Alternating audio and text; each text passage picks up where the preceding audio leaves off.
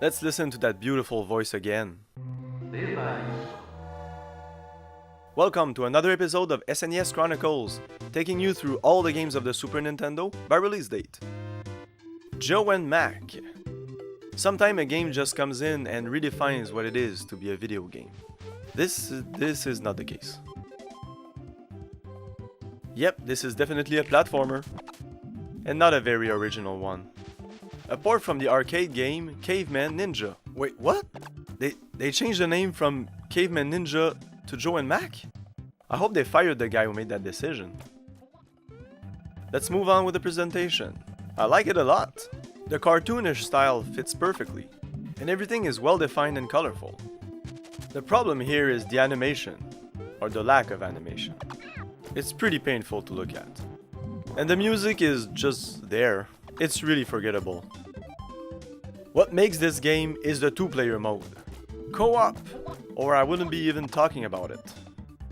You can choose Super Mode, where you can hit your friends. Everybody loves those modes, right? It's a really simple game. Only two buttons. Jump and shoot. Or you can also high jump with up and jump. You travel from stage to stage, Mario 3 style. Short platformer stages with forgettable bosses at the end. You pick up health and weapons along the way. Every weapon is pretty different in terms of their speed, range, or how many projectiles can be on the screen at the same time.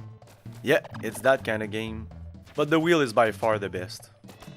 Sometimes these weapons might feel a little too powerful compared to the club.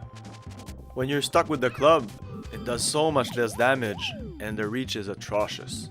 You can also land on certain enemies, and that feels pretty weird when you're coming from a game like Mario. You'll sometimes pick up keys in the levels that you can use on the overworld map. And you might think this is world 1, there's other worlds, right? Nope, this is the entire game. In general, the game feels very stiff. The controls are alright. It's not hard or anything, especially on two-player mode. And it's super short.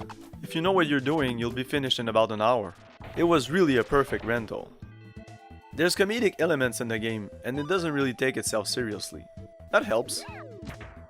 So apart from the two-player co-op mode and the colorful design, this game doesn't really offer much. It's not necessarily a bad game, but it's definitely not a great game. Because apart from the graphics, this feels like your run-of-the-mill 8-bit NES platformer. Yes, NES. Sorry, Joe and Mac.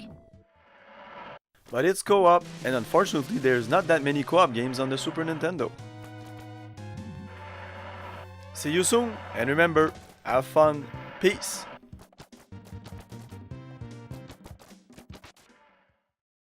Please leave a like, and show your appreciation even further by sharing or commenting. If you like the content, please subscribe to the channel. Other episodes can be found in the SNES Chronicles playlist. And lots of other interesting retro gaming content is available on the channel. Come check it out. Follow me on Twitter or Facebook for updates, check the links in the description.